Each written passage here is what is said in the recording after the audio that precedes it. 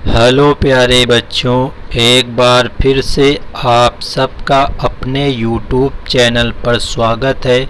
तो बच्चों, आज आपकी क्लास 9th के मैथ का ये लेक्चर नंबर 4 है। इससे पहले हमने लेक्चर 3 करा दिए हैं, तो जिसने भी नहीं देखा तो चैनल पर जाके ज़रूर देखें।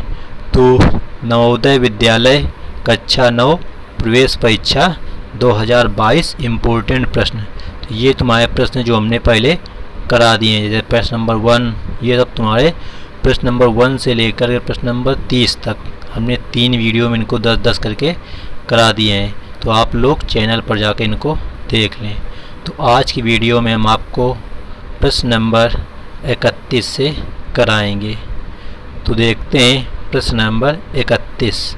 तो आपका प्रश्न नंबर 31 कह रहा है, एक सिक्के को उछालने पर हेड मतलब सिर आने की प्रायिकता क्या है। हेड का मतलब क्या होता है, पट या सिर आने की प्रायिकता क्या है। मतलब तुम्हारे जो सिक्का होता है उसमें दो चीज़ होते हैं, हेड होता है और टेल होता है। तो एक सिक्का हमने उछाला तो इसकी क्या प्रायिकता है कि हेड ही आए। तो सबसे पहले आपको यहाँ पे ध्यान देना है कि एक सिक्का उछाला जाता है और सिक्के में दो ही पहलू होते हैं, या तो हेड आ सकता है या टेल आ सकता है। तो हमने आपको प्रायिकता का सूत्र बताया था जब 500 वाला क्वेश्चन कराया था कि ऊपर होता है घटित घटनाएं, मतलब कितनी घटनाएं हमको क्वेश्चन में पूछा गया है, और नीचे होता है कुल घटनाएं। तो यहाँ पे देखो कुल घटनाएं कितनी होंगी, कुल घटनाएं तुम्हारी 2 होंगी, क्योंकि सिक्के में तुम्हारी कितनी 2 पहलू होते हैं, या तो हेड या तो टेल। तो टोटल जो तुम्हारी संभावनाएं होंगी वो 2 होंगी। और यहाँ घटित कितनी होनी है, हेड केवल कह रहा है, हेड टेल नहीं आना चाहिए। तो एक घटित होगी तो इसकी प्रायिकता कितनी होगी 1/2, जो कि आपके ऑप्शन नंबर बी में दिया गया है। तो उम्मीद करते हैं बच्चों ये प्रश्न आपको समझ में आ गया होगा। बस आपको यहाँ पे प्रायिकता का जो सूत्र होता है वो याद रखना है कि घटित घटनाओं की संख्या बटे कुल घटनाओं की संख्या। सिक्के में केवल 2 पहलू होते हैं, एक हेड और एक टेल। तो टोटल तुम्हारी 2 घटनाएं होंगी। उसमें पूछा गया हेड आने की, तो हेड तुम्हारा एक ही आ सकता है, तो 1/2 इसकी प्रायिकता हो जाएगी। अगला प्रश्न, प्रश्न नंबर तुम्हारा 32। तो प्रश्न नंबर तुम्हारा 32 कह रहा है, एक छात्र 12 किलोमीटर प्रति घंटा की औसत चाल से विद्यालय 20 मिनट में पहुंचता है। यदि वह 8 मिनट जल्दी पहुंचना चाहता है तो उसकी चाल कितनी होगी। मतलब कि एक कोई छात्र है, वो अपने विद्यालय जाता है तो 20 मिनट में पहुंचता है, जब उसकी चाल है 12 किलोमीटर प्रति घंटा। यदि वह 8 मिनट जल्दी पहुंचना चाहे, मतलब क्या हुआ कि वो 12 मिनट में पहुंचना चाहे, टोटल समय 20 मिनट ले रहा है, तो 8 मिनट जल्दी का मतलब 12 मिनट में पहुंचना चाहे तो उसकी चाल कितनी होगी। तो ये तुम्हारा समय चाल दूरी से संबंधित सवाल है। तो देखो यहाँ से हमको घर से लेकर जो विद्यालय है वहाँ तक की दूरी नहीं पता है, तो सबसे पहले आपको दूरी निकाल लेनी है। तो दूरी का सूत्र क्या होता है, दूरी बराबर होता है चाल गुणित समय, चाल गुणित समय। तो चाल कितनी पहले 12 किलोमीटर प्रति घंटा गुणते, देखो यहाँ पे जो चाल है वो 12 किलोमीटर प्रति घंटा में दिए और समय है मिनट में, तो इसको तुमको घंटा बना लेना है। तो घंटा बनाने के लिए क्या करते हैं, तुम्हारा जो घंटा बनाते हैं तो घंटा बनाने के लिए मिनट से 60 का भाग देते हैं। तो देखो 0 0 कट गया, 2 से कट गया 3 बार, तो यहाँ आ गया तुम्हारा 3, तो 3 से भी तुम्हारा कट जाएगा 12 4, मतलब कि जो तुम्हारी दूरी है वो कितनी है 4 किलोमीटर है। घर से विद्यालय की दूरी है 4 किलोमीटर। अब इस 4 किलोमीटर दूरी को ही तो जाना है, अब कितने मिनट में जाना है, कह रहा 8 मिनट जल्दी, मतलब अब तुमको 12 मिनट में जाना है। तो चाल बतानी है, देखो चाल बतानी है, अब तुमको चाल का सूत्र क्या निकलेगा, चाल बराबर ये दूरी और इधर बटे आ जाएगा समय, मतलब कि तुम्हारे यहाँ 4 किलोमीटर दूरी निकल के आई है।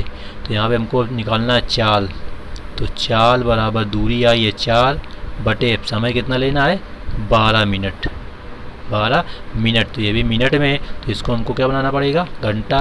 तो क्या करेंगे 60 का भाग देंगे, तो ये 60 चलाएगा तुम्हारा ऊपर, तो देखो कितना हो जाएगा 60 गुणित 4/12, तो 12 पंचे 60, ऊपर 5 गुणित 4, 5 चौको 20 किलोमीटर प्रति घंटा, मतलब उसको अपनी चाल कितनी करनी पड़ेगी, 20 किलोमीटर प्रति घंटा की चाल से चलनी होगी जब वह 12 मिनट में अपने विद्यालय पहुंच जाएगा। तो ये है तुम्हारा क्वेश्चन नंबर 32 का आंसर 20 किलोमीटर प्रति घंटा। उम्मीद करते हैं बच्चों ये प्रश्न भी आपको समझ में आ गया होगा। इसमें हमने किया क्या, सबसे पहले घर से लेकर विद्यालय तक की हमने दूरी निकाल ली। दूरी निकालने के बाद में अब यहाँ 8 मिनट पहले पहुँचना है, मतलब जो टोटल समय 20 था उसमें 8 घटा देना है, तो 12 मिनट में पहुँचना था। तो बाद में तुमको 12 मिनट समय यानी चाल बराबर दूरी आई थी 4/12 मिनट। मिनट को हमने 60 का भाग दे दिया, घंटा बन गया, 60 ऊपर चला गया, तो तुम्हारा 20 किलोमीटर प्रति घंटा निकल के आंसर आ गया। तो बच्चों ये सब तुम्हारे क्वेश्चन 2021 में पूछे हुए क्वेश्चंस हैं। अगला प्रश्न नंबर 33 कह रहा है, यदि एक बहुभुज का प्रत्येक अंतःकोण 108 अंश है, मतलब अंतःकोण 108 अंश है, तो उसमें भुजाओं की संख्या कितनी होगी। तो देखो कोई भी बहुभुज हो, जैसे तुम्हारा त्रिभुज में 3 भुजाएं होती हैं, तो बहुभुज में 3 से अधिक भुजाएं होती हैं। चतुर्भुज में 4 भुजाएं होती हैं, तो बहुभुज में तुम्हारा इससे भी ज़्यादा भुजाएं होती हैं। तो यहाँ पे उसका एक अंतःकोण दिया है 108 अंश, अंतःकोण 108 अंश। तो कह रहा भुजाओं की संख्या कितनी होगी। तो सबसे पहले आपको बाह्य कोण पता हो जाए कि बाह्य कोण कितना होगा। तो इसका सूत्र होता है बाह्य कोण बराबर 180 माइनस अंतःकोण। अंतःकोण कितना 108 अंश। तो 180 में 108 घटाएंगे तो आएगा तुम्हारा 72 अंश, मतलब जो तुम्हारा बाह्य कोण आएगा वो आएगा 72 अंश। अब यहाँ पे पूछा है हमसे क्वेश्चन में भुजाओं की संख्या।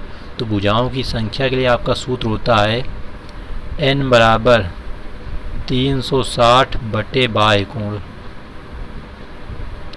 360 बटे बाह्य कोण। तो ऊपर रहेगा 360 बटे बाह्य कोण है 72, तो 72 का भाग तुम्हारा इसमें चला जाएगा, 72 पंचे 360 होता है तुम्हारा। तो जो तुम्हारी भुजाएं कितनी आएंगी 5 आएंगी, मतलब वो बहुभुज जिसका अंतःकोण कितना 108 अंश है, उसमें कितनी भुजाएं होंगी तुम्हारी 5 भुजाएं होंगी। तो बच्चों इस प्रकार के प्रश्न को आप लोग हमेशा तैयार रखना। आपको जब अंतःकोण दिया हो तो सबसे पहले उसका 180 में घटा के बाह्य कोण निकालो, फिर भुजाओं की संख्या ज्ञात करनी हो तो 360 में बाह्य कोण का भाग कर दिया जाता है, तो तुम्हारे जो भुजाओं की संख्या है वो निकल के आ जाती है। अगला प्रश्न देखो क्या है। तो अगला प्रश्न तुम्हारा है 34 नंबर। लिखा है 3/4 की होल घात 5, 3/4 की होल घात 5, फिर बटे लगाए 5/3 की होल घात 5। अब देखो ज़्यादा दोनों में जो घातें हैं क्या हैं सेम है, दोनों में घातें सेम है, तो इनको देखो हम एक बार ऐसे लिखेंगे। कैसे लिखेंगे 3/4/5/3 की होल घात 5, 5/3 है यहाँ पे। तो इसको हम ऐसे लिख सकते हैं क्योंकि ये नियम होता है कि जब दो पद अंश और हर के रूप में लिखी हो, दोनों में जो घातें हो वो बराबर हो, मतलब सेम हो, तो उनको हम एक साथ ऐसे लिख सकते हैं। अब देखो जरा यहाँ पे नियम क्या होता है, इन बाहर का गुणा हो जाता है, बाहर का गुणा मतलब ऊपर नीचे गुणा, और ये जो अंदर है इनका आपस में गुणा हो जाता है। तो देखो 3 का गुणा 3 से कराएं कितना आएगा 9 बटे 5 से गुणा 4 से कराएं कितना आएगा 20, 9/20 की घात कितनी आएगी 5। तो कहीं है 9/20 की होल घात 5, तो ऑप्शन नंबर सी में दिया गया है। तो ये इसका हो जाता है ऑप्शन नंबर सी आंसर। अगला प्रश्न देखो, प्रश्न नंबर 35। लिखा है 121 x square minus 169 Y square का गुणनखंड है। तो यहाँ पर एक सूत्र लग रहा है, आप लोग अपनी नोटबुक में सूत्र को लिख लेना।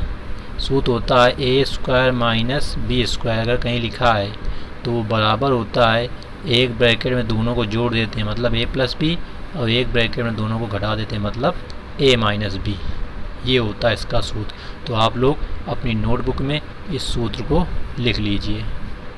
बच्चों यदि आपको किसी प्रश्न का उत्तर आता हो तो आप कमेंट बॉक्स में उत्तर ज़रूर दीजिए। तो तो ये हो गया तुम्हारा सूत्र। अब इसी सूत्र के आधार पर इस क्वेश्चन का हमको मान निकालना है। देखो सबसे पहले आपको क्वेश्चन को सही से बनाना पड़ेगा, क्योंकि यहाँ पे 121 में स्क्वायर लगा नहीं है।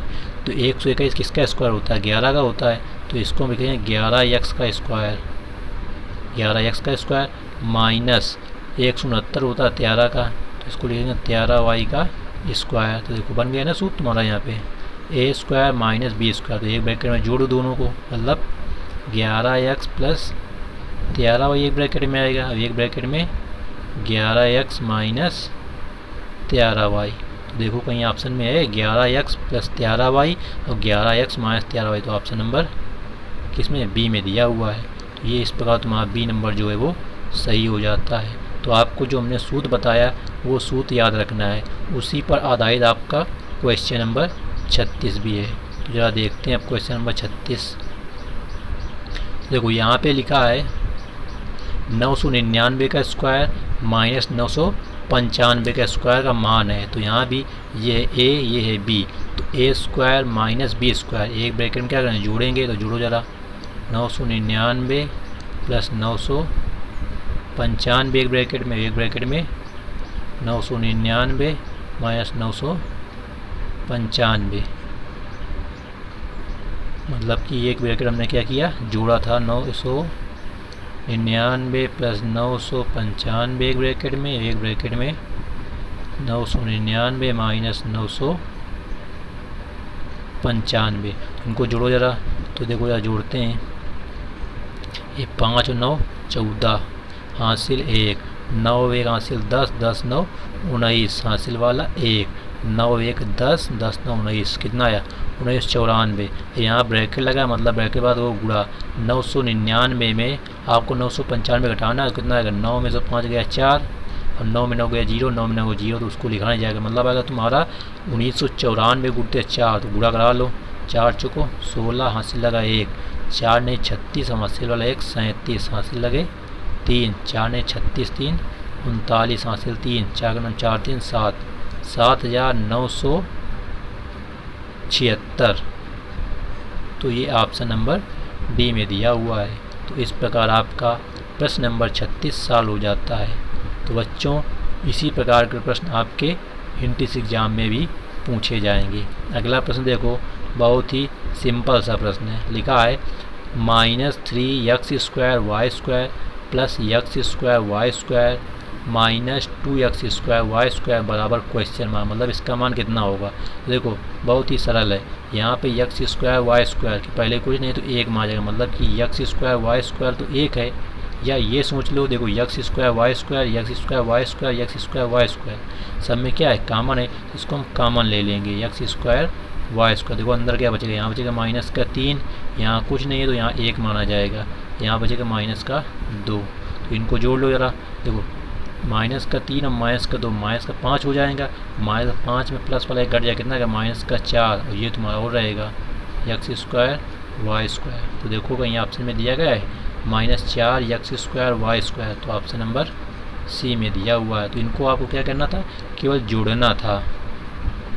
अगला प्रश्न देखते हैं अब। तो आपका प्रश्न नंबर 38 कह रहा है एक वृत्त का व्यास 14 सेंटीमीटर है, इसका क्षेत्रफल होगा। तो देखो यहाँ पर आपको वृत्त का व्यास दिया है, वृत्त का व्यास, तो इसकी त्रिज्या कितनी हो जाएगी? त्रिज्या हमेशा व्यास की आधी होती है। 14 दिए है तो त्रिज्या तुम्हारी हो जाएगी 7 सेंटीमीटर। ये ध्यान रखना, कोई भी व्यास दिया हो त्रिज्या निकालना हो तो उसका आधा कर देते हैं। तो यहाँ त्रिज्या होगी 7 सेंटीमीटर। कह रहा है इसका क्षेत्रफल, मतलब किसका क्षेत्रफल? वृत्त का क्षेत्रफल। तो वृत्त का क्षेत्रफल का सूत्र अगर किसको आता होगा तो वो क्वेश्चन को हल कर लेगा, अगर नहीं आता तो नहीं हल कर पाओगे। तो आप लोग नोटबुक में लिख लीजिए जरा। वृत्त का क्षेत्रफल होता है πr²। पाई क्या होता है? पाई होता है कांस्टेंट। पाई का मान होता है तुम्हारा 22/7 गुणते r², मतलब 7 का स्क्वायर। तो 7 का स्क्वायर लिखो, या इसको हम क्या लिख सकते हैं? 7 गुणते 7। देखो एक 7 से एक 7 कट गया तुम्हारा, इसका गुणा होगा 22 गुणते 7, तो 7 दूनी 14, 7 दूनी 14 1 15, कितना आया है? 154। तो देखो कहीं दिया 154, तो आपके ऑप्शन नंबर बी में दिया हुआ है कि कि एक वृत्त का व्यास है 14 सेंटीमीटर, इसका क्षेत्रफल कितना होगा 154 सेंटीमीटर स्क्वायर। तो आप लोग इस फार्मूले को जरूर नोटबुक में लिख लेना कि वृत्त का क्षेत्रफल पाई आर स्क्वायर होता है। अगला प्रश्न देखो जरा, प्रश्न नंबर 39 कह रहा है एक बेलन की त्रिज्या 28 सेंटीमीटर है, मतलब ये किसका मान है, त्रिज्या किसका होता है आर का मान, तो आर का मान तुम्हारे पास है 28। फिर आगे कह रहा है उसकी ऊंचाई को दिखाते हैं एच से, एच का मान कितना है 42 सेंटीमीटर है। इस बेलन का संपूर्ण पृष्ठीय क्षेत्रफल ज्ञात कीजिए। संपूर्ण पृष्ठीय क्षेत्रफल, तो बेलन का जो संपूर्ण पृष्ठीय क्षेत्रफल होता है उसका सूत्र क्या होता है, अगर किसी को याद हो तो कमेंट बॉक्स में जरा लिखिए, नहीं याद है तो हम बताते हैं। तो बेलन का जो संपूर्ण पृष्ठीय क्षेत्रफल का सूत्र होता है वो तुम्हारा होता है S बराबर 2 पाई आर, ब्रैकेट में होता है H प्लस आर। तो इसको भी अपनी नोटबुक में लिख लो कि बेलन का संपूर्ण पृष्ठीय क्षेत्रफल 2 पाई आर ब्रैकेट में H प्लस आर, यहाँ सब मान रखा हो 2 इंटू पाई का मान वही होता है हमने जो बताया 22/7, आर का मान कितना दिया है तुम्हारे पास यहाँ पे 28 ब्रैकेट में H का मान 42 प्लस आर का मान 28। तो देखो जरा ये 7 से कटेगा 4 बार, 7 चौको 28, इनका गुणा कराना है तो 4 दूनी 8 गुणते 22, यहाँ ब्रैकेट में भी गुणा हो जाएगा, इनको जुड़ो जरा, तो 8 2 10 4 2 1 7, गुणा कराओ तो 8 दूनी 16, 8 दूनी 16 1 17 गुणते 70, तो इनका गुणा करा लो, आंसर निकल के आ जाएगा। देखो जीरो तो आना है तुम्हारा, तो जीरो देखो सब ऑप्शन में दिया है, तो ये जीरो वैसे रहेगा, 7 गुणा कराओ 7 छंग 42, हाथ से लगे तुम्हारे 3, 7 7 49, 49 और 3 कितना होगा तुम्हारा 49, 50 52 होगा तुम्हारा यहाँ पे, 49 3 52, हाथ से लगे 5 और 7 का नाम 7 7 5 12, मतलब कितना आंसर आएगा 12,220। तो देखो किस ऑप्शन में दिया हुआ है 12,220, देखो किसी ऑप्शन में दिया है 12,220। देखो यहाँ पे तुम्हारा शायद जो ऑप्शन है वो थोड़ा मिसप्रिंट हो गए हैं, तो यहाँ पे 12,220 मतलब ऑप्शन नंबर सी होना चाहिए था, यहाँ 320 लिख दिया गया है, तो यहाँ पे तुम्हारा 220 होना चाहिए था। तो ये हो जाएगा तुम्हारा प्रश्न नंबर 39 का आंसर। तो इसको आप लोग करेक्ट कर लीजिएगा, इसका आंसर कितना आएगा 12,220। तो आप लोग जो हमने सूत्र बताया उसको ज़रूर याद रखना। अब देखते हैं आज की वीडियो का अंतिम प्रश्न, प्रश्न नंबर 40। तो आपका प्रश्न नंबर 40 कह रहा है, लिखा है निम्न में से 78 का स्क्वायर प्लस 98 का स्क्वायर का मान है। तो ये तुम्हारा आ गया स्क्वायर की ट्रिक, तो हमने आपको स्क्वायर की ट्रिक बता रखी है। जिसने वीडियो को नहीं देखा तो वीडियो के डिस्क्रिप्शन में जा कर के उस वीडियो को देख ले, और जो भी हमारे व्हाट्सएप ग्रुप से जुड़ना चाहता है तो लिंक वीडियो के डिस्क्रिप्शन बॉक्स में दी गई है, उस पर जा कर के ज्वाइन हो जाए। तो देखो ज़रा कैसे निकालते हैं हम किसी संख्या का वर्ग ट्रिक से, गुणा करने की ज़रूरत भी नहीं है यहाँ पे। देखो हमको 78 का निकालना है, तो 78 में कौन कौन से अंक है, एक है 7 एक है 8, तो 7 का स्क्वायर अलग कर लो कितना होता है 49, 8 का कितना होता है 64, दोनों को बगल में लिख लो साइड में। अब दोनों अंकों को गुणा करा लो, तो 7 8 56, इसका हमेशा डबल करते हैं, तो 56 गुणते 2 कराओगे तो 2 6 का 12, 2 5 10 से 11, कितना 112।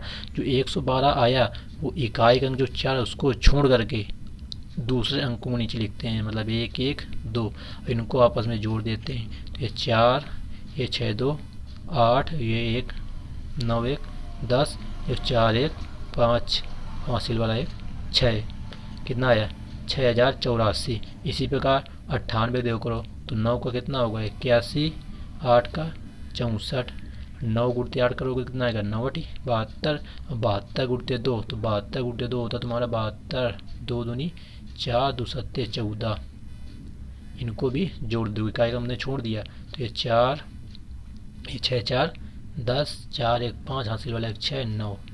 तो देखो दोनों को मान निकल के आ गए, तुम्हारा 78 का स्क्वायर कितना निकला, 78 का स्क्वायर है तुम्हारा 6084 और 98 गया तुम्हारा 9604। इनको क्या करना है जोड़ना है, तो इनको जोड़ो जरा, तो जोड़ो जरा 4 और 4 8, 0 में 8 जोड़ेंगे तो 8, 6 में 0 जोड़ेंगे 6, 9 में 6 जोड़ेंगे तो 15, 15,688। तो देखो किस ऑप्शन में दिया है, तो ऑप्शन नंबर बी में दिया है 15,688। तो इस प्रकार आपका प्रश्न नंबर 40 का जो आंसर है वो ऑप्शन नंबर बी सही हो जाता है। तो बच्चों आज की वीडियो में फ़िलहाल इतना ही। अगर वीडियो अच्छी लगी हो तो वीडियो को एक लाइक कर देना, और चैनल पर पहली बार आए हों तो चैनल को सब्सक्राइब कर लेना, जिससे आपके एग्ज़ाम की तैयारी बेहतर तरीके से हो सके। Thanks for watching.